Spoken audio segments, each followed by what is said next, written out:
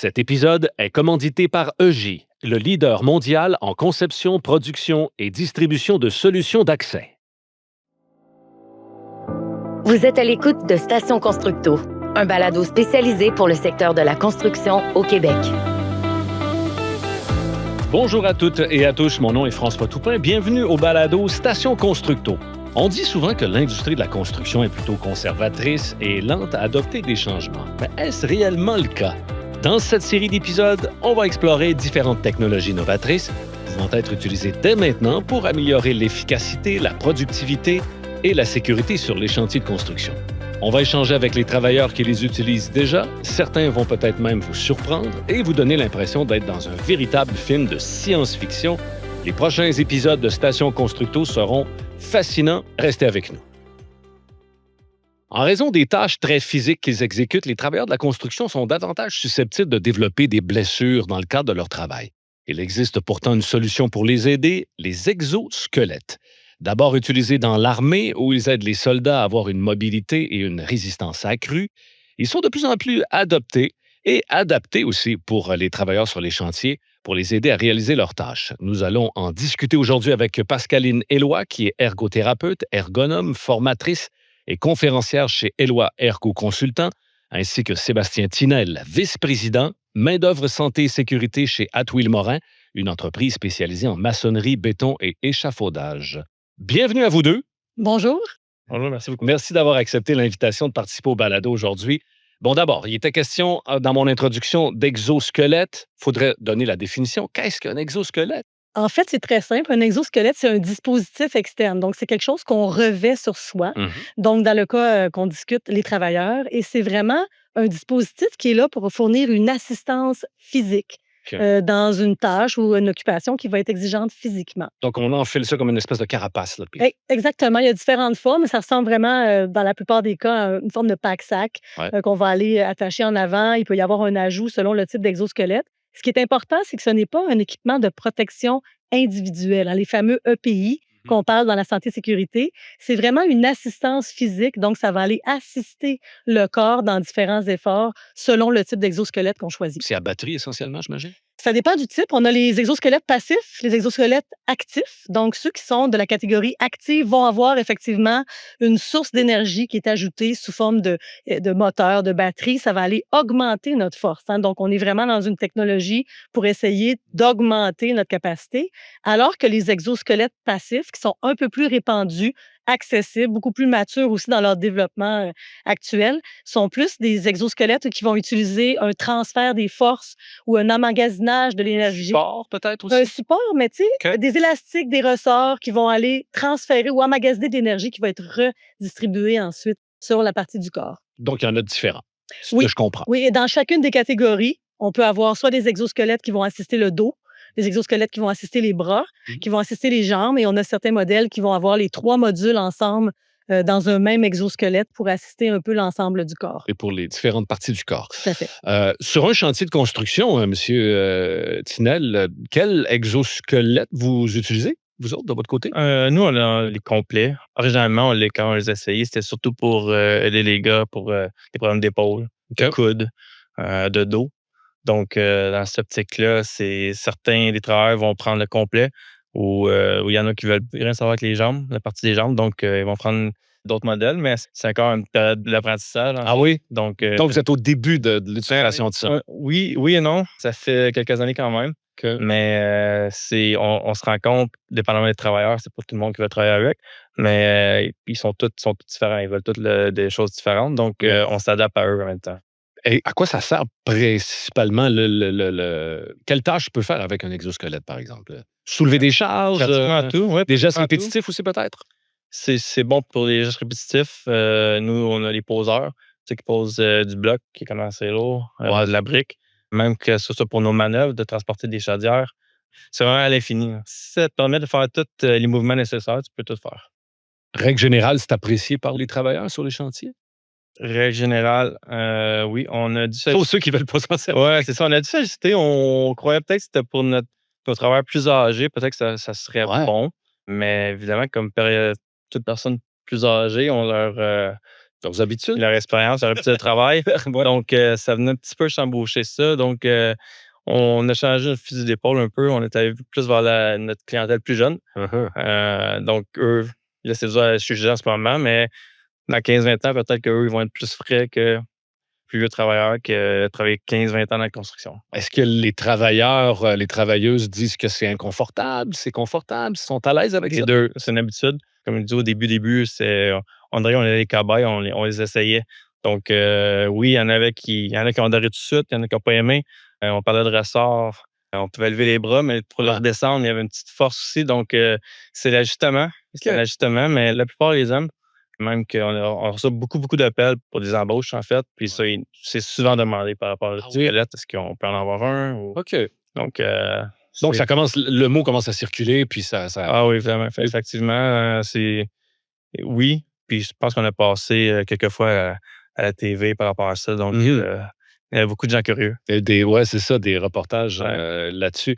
Un des freins actuellement, c'est l'acceptabilité des travailleurs. Ça, c'est un des freins de l'implantation de l'exosquelette et c'est un des sujets de recherche actuellement par l'IRSST et par un chercheur à l'UQAM, Denis Denis, d'essayer de voir comment est-ce qu'on permet l'acceptabilité par tous les travailleurs, que ce soit âgés ou plus jeunes, de comprendre à quoi ça sert, qu'il y ait moins de freins par rapport à qu'est-ce que ça fait sur mon corps, etc. Donc, c'est intéressant de voir qu'on a encore un peu de travail à faire sur ce côté-là. Ouais, c'est ça.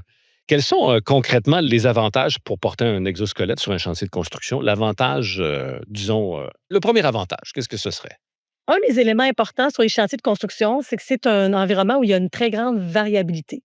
On n'a pas beaucoup de contrôle ou de pouvoir sur l'aménagement, sur l'encombrement, sur le type d'outils pour nous aider, hein, parce que ça change à chaque fois qu'il y a un chantier.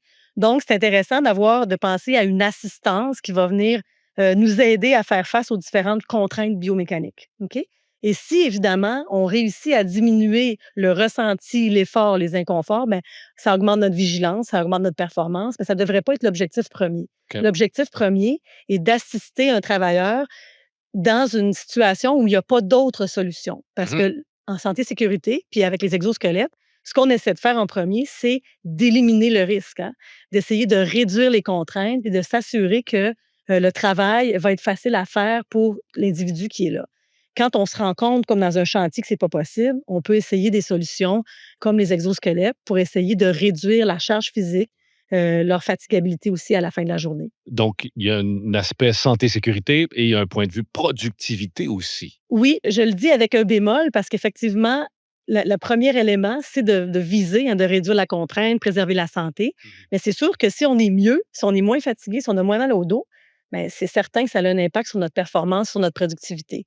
Mais ça ne devrait pas être l'objectif premier. Je vais augmenter la charge de travail et pour qu'il soit capable de le faire, je vais ajouter des exosquelettes. Ouais. Hein? On ne devrait pas le penser dans ce sens-là, en fait. Ouais, c'est ça. Moi, je vais mettre ça, je vais pouvoir travailler beaucoup plus longtemps ou peu importe. Effectivement, puis les exosquelettes, bon, on en a parlé tantôt, hein, il y a des exosquelettes qui vont assister les muscles du dos, les exosquelettes qui assistent les muscles au niveau des épaules. Ça va nous aider à être plus résistants à un travail avec les bras un peu plus dans les airs, mais ça ne veut pas dire que c'est une bonne chose de garder les bras dans les airs super longtemps. Oui, peu importe, ouais. Peut-être qu'on le ressent moins, la contrainte, mais nos articulations ont quand même besoin de retrouver la position neutre, là. Donc, Avez-vous constaté de votre côté, sur les chantiers, une diminution des blessures reliées au travail en utilisant les exosquelettes? Ouais, c'est encore dur à dire. C'est Trop nouveau? moi, c'est pour les mouvements répétitifs, tu sais, c'est pas des blessures qui viennent rapidement, c'est à long terme. Ouais. Donc, c'est encore un stage trop tôt pour évaluer, mais c'est sûr que oui, ça va aider. Bon, on parle de productivité un petit peu, c'est vrai, on travaillera pas plus rapidement avec, mais c'est qu'un maçon ou un manœuvre pour nous, après 6 heures, 7 heures, la fatigue est moins là. Donc, c'est là où c'est plus rentable. Puis quand tu es fatigué, c'est là que tu risques plus d'être blessé aussi. Donc, dans cette optique-là, c'est sûr qu'il va y avoir moins de blessures dans ces lieux.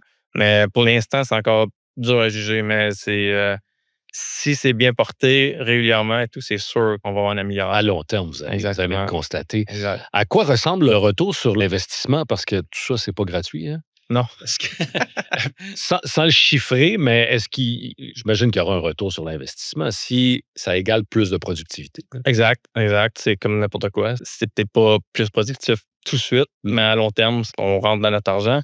Puis c'est une des choses, tu sais, oui, il y a le travailleur qui est peut-être plus pas sûr s'il veut le porter ou pas, mais nous, c'est pareil, on veut être sûr qu'on rendra notre argent. Évidemment, on est une compagnie qui on veut pas perdre de l'argent, on veut faire de l'argent, évidemment. Puis, tu sais, si on peut amener à être, tu sais, être quand même bien en santé et sécurité, être productif, puis tu sais, tout ça ensemble, mais avec, si c'est vraiment d'acheter plus d'exosquelettes, on va le faire. Ah ben voilà, c'est ça. Donc, on va atteindre le retour sur l'investissement par le plus de productivité puis avoir des travailleurs en santé. Quand on parle de troubles musculo-squelettiques, c'est difficile d'avoir des indicateurs de mesure, hein. On a de la difficulté, mais si on compare à un coût, Ouais. un accident de travail, que ce soit un trouble musculo-squelettique, la moyenne du coût est à peu près autour de 60-70 000 pour un individu blessé. Et les maladies professionnelles, ça monte à au-dessus de 200 000 le coût, société, entreprise et travailleurs.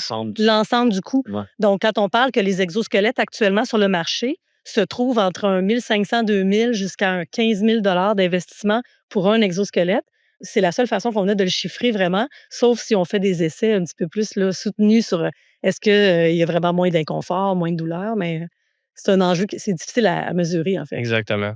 Ça fait combien de temps qu'on voit des exosquelettes sur des chantiers de construction? Est-ce que c'est relativement nouveau, ça? C'est pas seulement sur les chantiers de construction. Je dirais qu'au niveau industriel, c'est Ouais, en peut-être général. autour de 2015-2017 qu'on voit une recrudescence OK. de l'apparition, en fait, des exosquelettes, des distributeurs, des fabricants. On a de plus en plus. On a de plus en plus de recherches aussi, parce que c'est quelque chose qu'on n'a pas beaucoup. L'impact de l'exosquelette à moyen long terme sur notre corps, Ah, qu'est-ce ben que ça fait, oui. etc. Les plus avancés, c'est l'INRS en France, mais on a quand même 2 équipes de chercheurs à l'IRSST actuellement qui font des mesures, des essais et qui essaient d'avancer sur le sujet. Donc, ça a été exponentiel dans les dernières années, l'apparition, mais aussi le nombre de recherches et de cas, dans le fond, qu'on peut regarder. Et que le cas comme celui chez vous est intéressant, là, si on peut l'étudier, regarder comment ça se passe, comment ça évolue. Ça fait partie des éléments qui vont nous dire dans l'avenir où on s'en va avec ça. Chez Atwil-Morin, vous en avez quelques-uns? Vous en avez plusieurs? Une dizaine. Ah, quand même. Ouais. Combien vous avez d'employés? On a beaucoup d'employés. Mais à Montréal, on a environ 400-500 employés de chantier. OK. Mais tu sais, les métiers comme en échafaudage, c'est plus dur un peu. Là. Ouais. Nos manœuvres en échafaudage, ils ne l'utilisent pas. C'est surtout nos maçons, nos manœuvres, puis nos cimentiers qui vont l'utiliser. Mais la raison, c'est ça. On va être sûr que c'est un produit qui est apprécié, probablement, Ouais. puis qui est rentable. Puis je vais rebondir sur ce que vous venez de dire. C'est peut-être pas adaptable à tous les métiers. Non, c'est sûr que non, mais quand même beaucoup plus qu'on pense. Mhm. Mais puis encore, il y a différents modèles. Ouais. Donc, selon ton besoin, évidemment.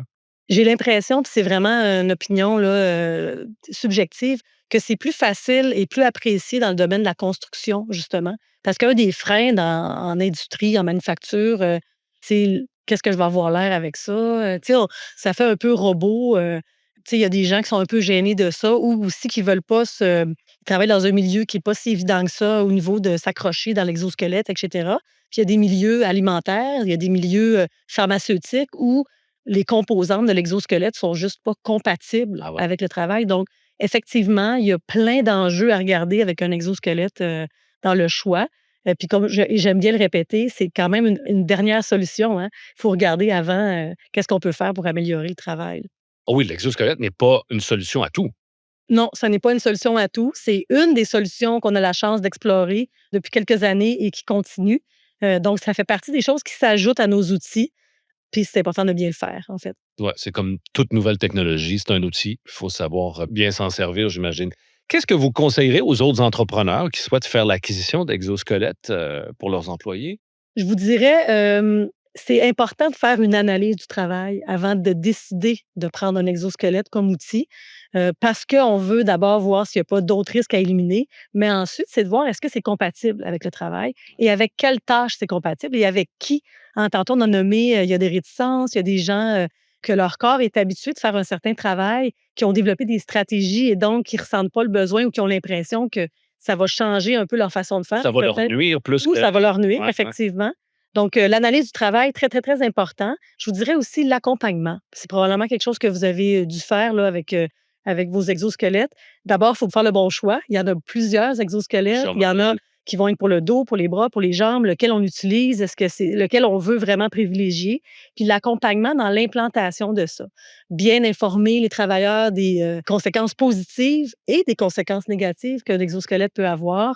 les aider à bien suivre comment ça se passe, l'intégration de ça, puis d'aider les entrepreneurs à intégrer de l'entretien des exosquelettes, de bien suivre ce qui se passe au niveau des exosquelettes, au niveau de, bon, c'est quoi la durée de vie d'un exosquelette? Ah ben oui. Qu'est-ce qu'on fait avec ça quand c'est usé, quand c'est brisé, quand on change de travailleur? Puis l'autre élément qui est vraiment important en ce moment, c'est que les fournisseurs, c'est des acteurs importants pour l'ajustement. Il y a c'est assez complexe, ça, vous en avez parlé tout à l'heure. L'ajustement d'un exosquelette à Ouais. chaque fois. Donc, ça nous prend des gens qui vont nous aider à apprendre comment faire. C'est ce que j'allais dire. Est-ce qu'il y a de la part des fabricants une aide qui Oui, est apportée? oui, évidemment, on a eu des formations, justement une formation. Puis c'est drôle que, tu sais, oui, certains employés qui sont un petit peu réticents, ils veulent pas le porter. Nous, les gars s'amusaient, on disait: «Ah ouais, on va mettre ça, on va mettre ça par l'autre gym maintenant, ça, c'est super». Mais c'est ça, c'est sûr, ça prend une formation. Puis l'ajustement, je crois que c'est la clé. Si t'es pas confortable, c'est peut-être qu'il est mal ajusté. Mhm. On a eu de la misère avec ça au début, mais depuis la formation, c'est bien. C'est juste, tu peux travailler l'hiver, tu as un manteau, c'est différent. C'est tout, OK, ouais, l'adaptation. c'est tout différent. Donc, c'est sûr, c'est l'adaptation. Puis, tu sais, une nouvelle entreprise qui voudrait essayer ça, ça serait vraiment de parler aux employés, premièrement, Ouais. voir s'ils voient un besoin. Exact. Puis ensuite, à partir de là, nous, on a fait un sondage à l'interne, voir qui pourrait être intéressé. Puis on avait quand même, c'était positif. OK. C'était bien. Donc, on a utilisé ça. Puis on a dit, on va aller de l'avant avec ça. On va en acheter un petit peu plus. Puis, tranquillement, mais sûrement. Puis j'imagine jumelé à d'autres technologies, ben ce n'est que le début. Ça va continuer à grandir, les projets d'exosquelettes, là. Et ça Oui. va être de plus en plus Je pense que utilisé. ça continue. Oui, en fait, ça se développe de plus en plus, hein, les exosquelettes aussi. Les fabricants ont tendance à prendre un créneau X, là, comme celui que vous utilisez. Ils ont vraiment cerné ce marché-là de la construction. Donc, il y a quand même des choses qui vont évoluer. Puis, les ergonomes sont de plus en plus habiles à analyser justement la compatibilité entre l'exosquelette et le travail. Donc, tranquillement, ça vient s'ajouter à tous les autres outils, là. Quand vous parlez de technologie, bon, vous parlez probablement d'intelligence artificielle, Entre autres, ouais. les cobots, les robots collaboratifs, tout ça. Ça fait partie de ce qui vient changer, en fait, le travail de l'humain maintenant dans son contexte, là. Ben, c'est tout le temps qu'on dispose. Je vous remercie beaucoup d'avoir participé à notre balado aujourd'hui. Merci pour Merci l'invitation. Merci. C'est ce qui termine cet épisode de notre série sur la technologie dans l'industrie de la construction. Nous souhaitons remercier Sébastien Tinel et Pascaline Éloi pour leur participation à cet épisode. Nous remercions aussi EJ, notre commanditaire pour cette série. Suivez-nous sur les réseaux sociaux pour rester à l'affût de la sortie de notre prochain épisode qui portera quant à lui sur les drones, les cobots et les chiens robots. Tous nos épisodes sont également disponibles sur portailconstructo.com dans la section Balado. Merci et à très bientôt.